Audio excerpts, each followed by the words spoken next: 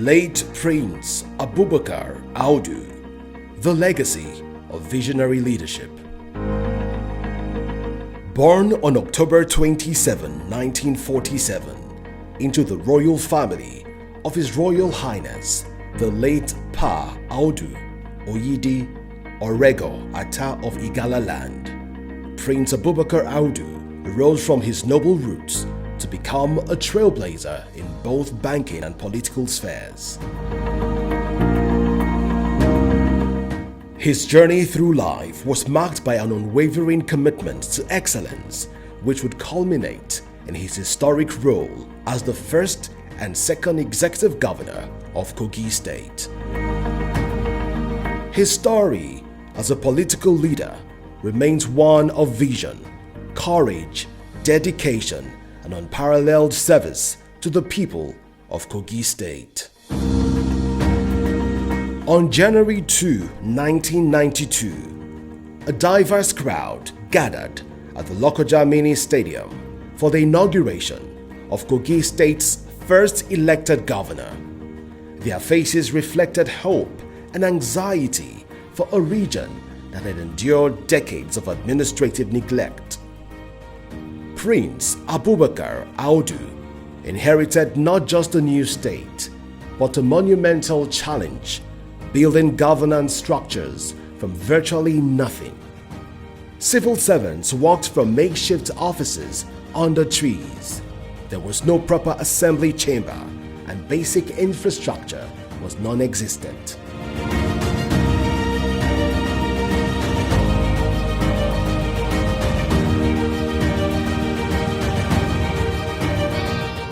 The subsequent developments marked a significant shift, implementing time-oriented governance. Unlike others who spoke of goals in terms of years, Audu set targets measured in months. He announced plans for 150 residential housing units and 28 prototype offices to be completed by the end of the first quarter.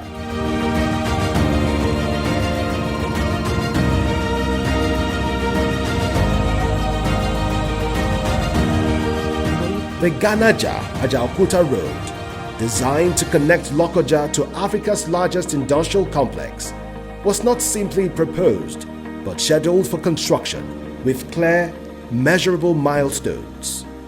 It was governance by stopwatch.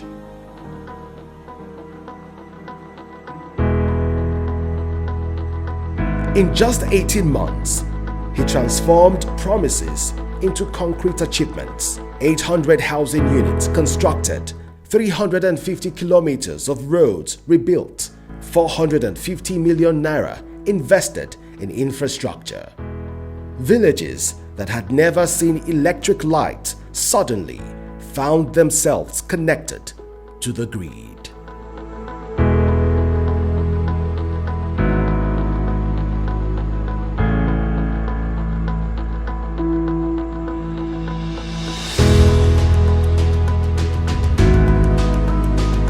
The Return and Transformation, 1999 to 2003. When democracy returned to Nigeria in 1999, the people of Kogi State had one clear choice. They wanted their founding father back. The next 4 years would witness an even more comprehensive transformation. Building on the foundation he had laid, Audu expanded his vision of making Kogi a mini United States, a confederation-style development where every community contributed its unique strengths.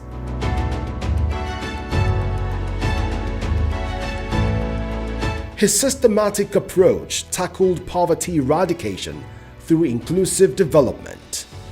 Beyond roads and electricity, he revolutionized healthcare by pioneering Nigeria's first state-built diagnostic hospital, setting new standards for public health.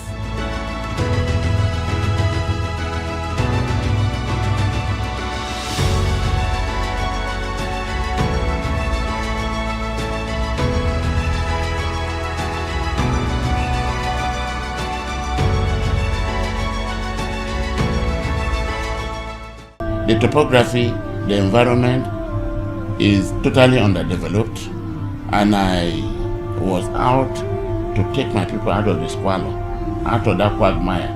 The first thing I made available is education. In education, he didn't just build neglected schools. He established the state's first university, ensuring that Kogi's children could compete globally. In 1999, when I was voted in again, I made sure that the first problem had been solved. That's the Polytechnic. I built the university. I could remember when I conceived the idea of building a university, I also conceived the idea of building Obajana Cement. I also conceived the idea of building a 5-star hotel, because it is very expensive to advertise one's poverty. Nigerians have no business to cohabit with poverty. But what is basically wrong with us is self-aggrandizement and mismanagement of limited resources available. His masterpiece of securing the Obajana Cement project, transforming Kogi into Nigeria's first state to successfully initiate an industrial venture of such magnitude.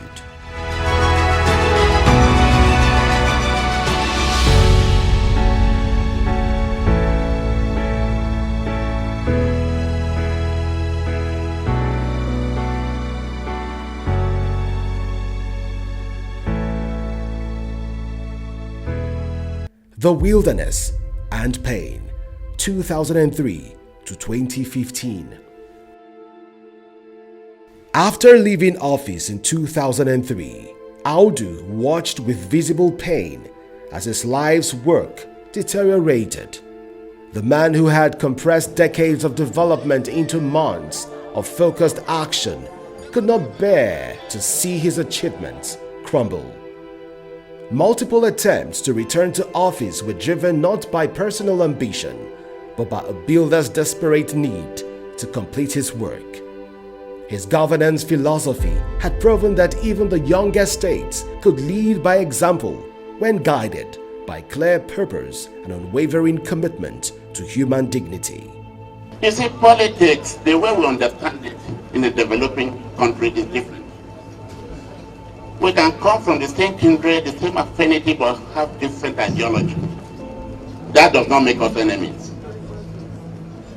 You are my twin brother, you decide to go to APC, and I decide to go to PDP. That does not make us enemies. Question of personal choice. And at the end of the day, whoever succeeds, we assist the other one that is not too successful. That's what the spread is all about.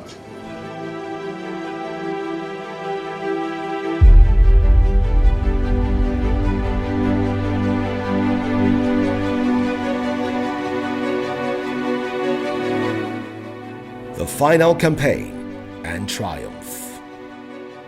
At 68, Audu embarked on his most passionate campaign. His rescue agenda was the plea of a man who had built a state from nothing and could not leave his life's work incomplete.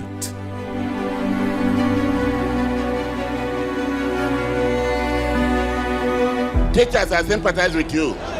Some teachers, 2 years, no salaries. By the special grace of God, when we come into power and our government is inaugurated on the 27th of January 2016, all the teacher salary will be cleared. On election day, the results spoke clearly. The people remembered the governor who treated promised timelines as sacred commitments, who turned administrative neglect into unprecedented opportunity. Posterity will exonerate me. And this is why I decide that I will not give up until when God says, yes, it's over. But for somebody to tell me it's over, when I'm still alive, hale and heavy, and I feel that he has no right to dictate my destiny, only God. I assure you, by the special grace of God, if I win the election on 21st of November, and sworn in on 27 January 2016, By this time next year, if you come to Kogi, you will not recognize the terrain again. Even as medical complications set in, his quiet confidence never wavered. "I know I have won," he declared, seeing his victory on the horizon.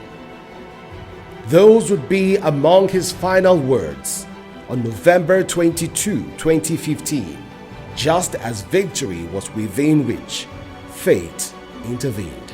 Prince Abubakar Audu had won his final election but would never leave to serve.